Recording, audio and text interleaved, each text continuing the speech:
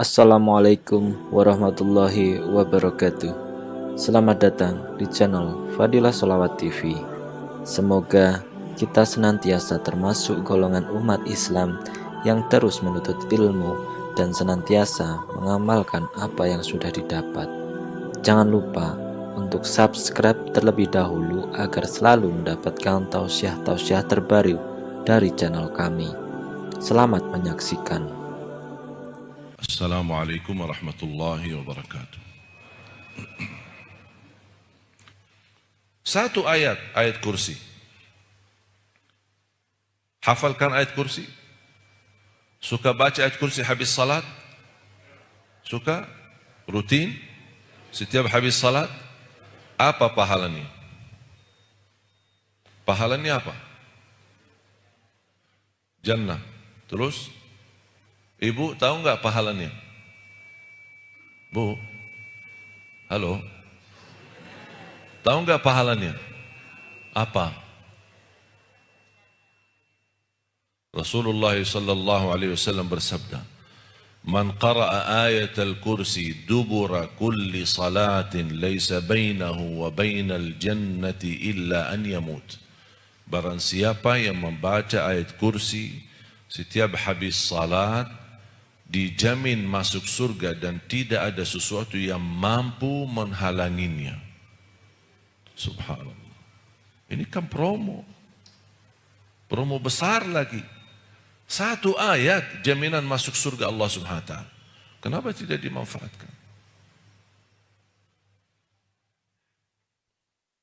Dan banyak amalan yang lain. Mudah.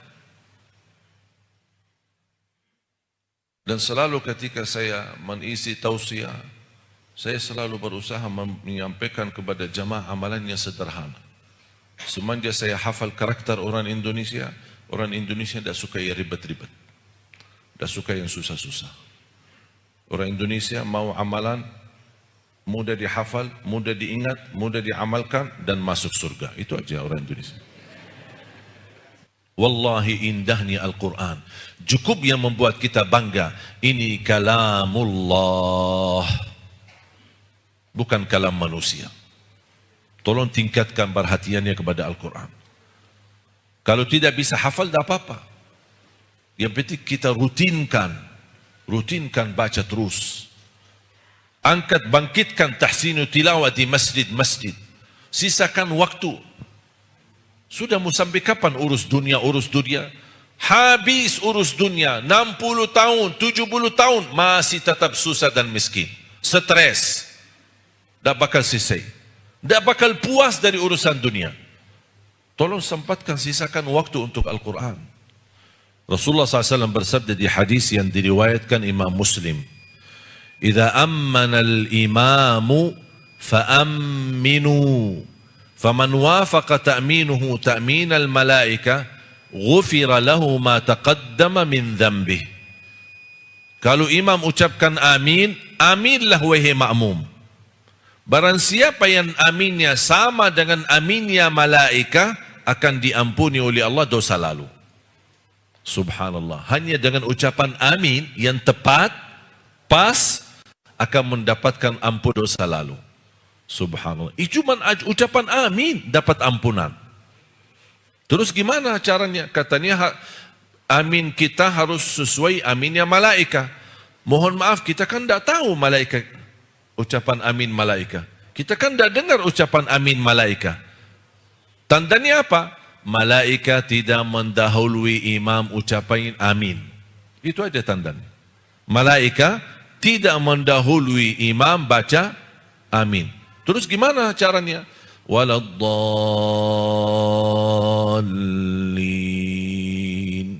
Begitu imam baru makmum amin ikut. Makanya imam harus mengerti masalah itu. Hadis yang diriwayatkan Imam Muslim, supaya jadi imam dia bisa sesuaikan. Kadang-kadang ada imam, pernah saya isi di salah satu masjid, kemudian imam rawatib jadi imam. Saya sebenarnya lebih milih imam rawatib. Saya tidak suka jadi imam. Saya pensiun. Sudah tua. Saya tidak suka jadi imam karena tanggung jawab berat. Imam ini sebenarnya bukan sebuah kemuliaan, tapi sebuah tanggungjawab. Aku heran kadang-kadang orang maksa-maksa dirinya jadi imam. Bahkan marah kalau tidak jadi imam. Ini saya imam, saya paling tua di masjid ini. Saya paling lama, saya mestinya jadi imam. Suruh baca Al-Fatihah, tidak bisa baca.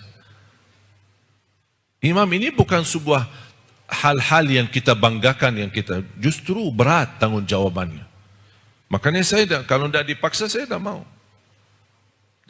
Imam, jamaah minta antum jadi imam. Astaghfirullahaladzim.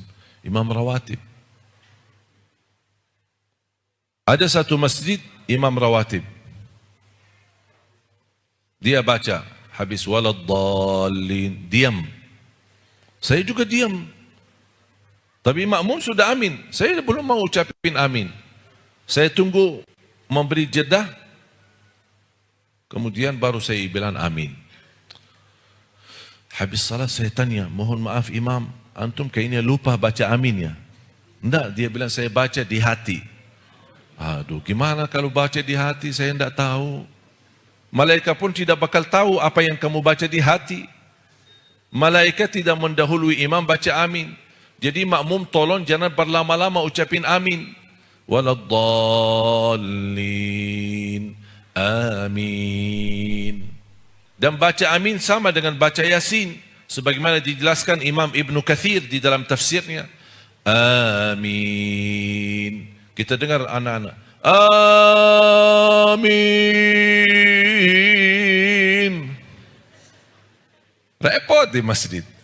Apalagi pas suasana Ramadan sama anak-anak. Amin. Yasin.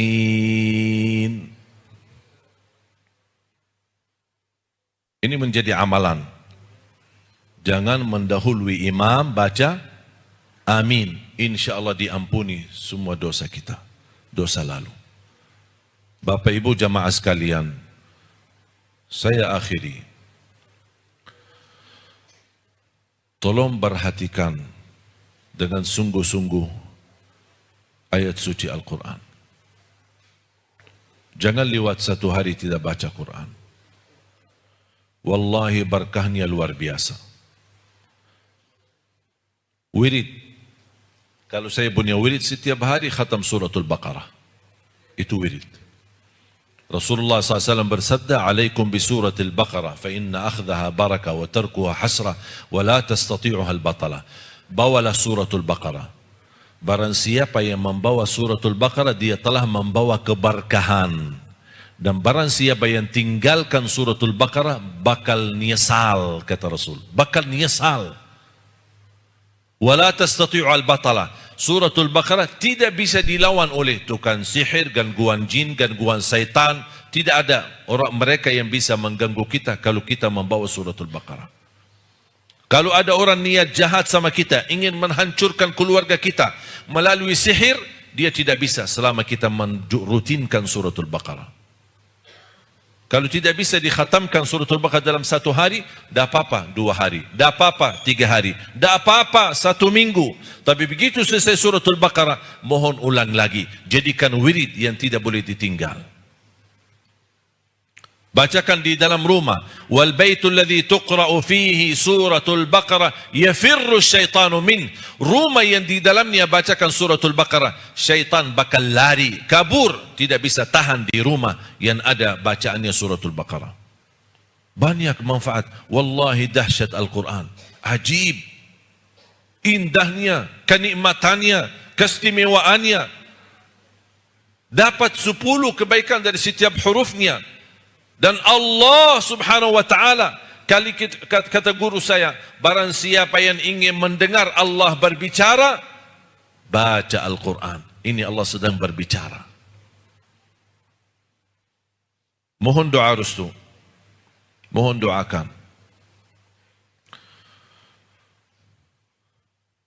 Mudah-mudahan perjalanan kami terus sampai terwujud 1 juta penghafal Al-Quran. Saya selalu berdoa. Sudah sekian tahun saya tidak pernah tinggalkan doa ini. Yang saya artikan dalam bahasa Indonesia, ya Allah, aku mohon jangan cabut nyawa saya sampai menjadi kenyataan 1 juta penghafal Al-Quran untuk Indonesia. Apalagi habis saya kemarin ditusuk, saya tingkatkan lagi. Ya, saya bilang, ya Allah jangan dulu mati ya Allah. Dah boleh ya Allah, jangan dulu. Mohon ya Allah jangan dulu saya mati. Sampai selesai tugasku melahirkan dan mewujudkan 1 juta penghafal Al-Quran. Kalau sudah menjadi kenyataan, ya Allah dah apa-apa cabut nyawa saya. Dan Alhamdulillah sudah terbangun dari jumlah 100 markas, sudah puluhan markas tahfiz Quran yang kita bangun. Di Purwakarta, di Purbalingga, di Bandung, di Cicalengka, di Jatiluhur, di Jakarta, di Cipanas, di Lombok, sampai di Bali, sampai di Surabaya, di beberapa daerah di Jawa Timur, dan insya Allah salah satunya di Kota Malang. Dan kita terus memperjuangkan. Tidak boleh kita merasa lelah, tidak boleh kita lemas, tidak boleh malas, dan tidak boleh batas semangat. Ketika saya kemarin habis diuji oleh Allah SWT dalam tusukan, saya dibawa ke rumah sakit, habis dijahit, masih lukanya basah, saya diantar ke hotel. Saya tanya sama Pani, kami kok dibawa ke mana ini? Di hotel. Saya mempandangi wajah mereka, nampaknya batas semangat. Dan mereka menimbulkan kekhawatiran. Biar Syekh istirahat aja, biar aman. Saya bilang subhanallah, sekali aja ditusuk sudah takut. Boleh bawa ke hotel cuman hanya 1, ganti baju dan terus jalan lagi. Karena masih ada acara tabligh akbar habis maghrib sama habis isya. Saya tidak mau. Lebih baik saya mati di dalam perjalanan dakwah daripada saya mati di hotel. Buat apa kok batas semangat? Kita harus semangat. Ini Al-Quran, kita memperjuangkan Al-Quran. Orang-orang munafikin mempermainkan Al-Quran. Orang munafikin memperjuangkan kebatilannya. Masa kita kalah sama mereka? Kita di atas kebenaran. As-siratul mustaqim, wan nurul mubin, wa hablullahil matin. Kita di atas kebenaran. Harus kita berani. Dan harus kita semangat. Ini jihad kita untuk mengangkat Al-Quran, membangkitkan Al-Quran di negeri kita Indonesia. Karena saya percaya dan yakin solusi untuk negeri kita Indonesia Al-Quran. Kembali kepada Al-Quran. Solusi politiknya, ekonominya, sosialnya, perubahan akhlaknya kembali kepada Al-Quran. Kalau kita tingkatkan perhatian kepada Al-Quran, berakhlak, akhlakul Quran, itulah akhlak Nabi Muhammad SAW.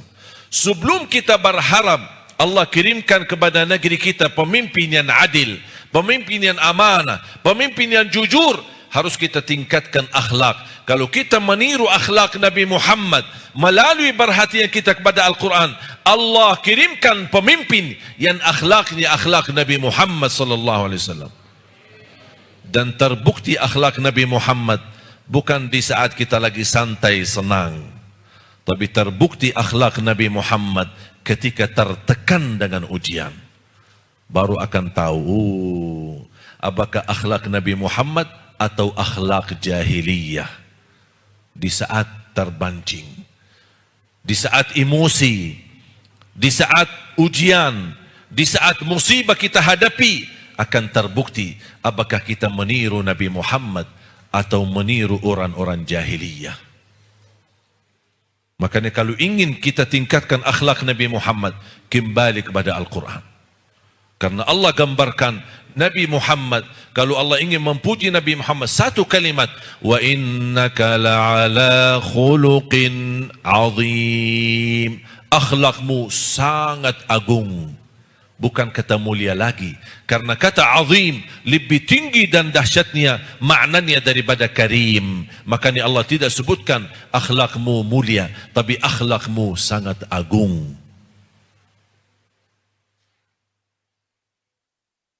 Dan seketika saya ditanya sama media dan wartawan, kok bisa bertahan, bisa bersabar, bisa menghadapi termasuk orang menusuk saya? Saya bilang jawabannya sederhana. Saya hanya ingin meniru akhlak Nabi Muhammad, itu saja. Saya tidak punya apa-apa. Wallahi Bapak Ibu, saya tidak punya apa-apa. Saya bukan orang hebat, saya bukan waliullah, bukan orang yang suci. Tapi selalu di hati saya dan selalu saya tingkatkan, ya Allah tolong, saya ingin hanya meniru Nabi Muhammad.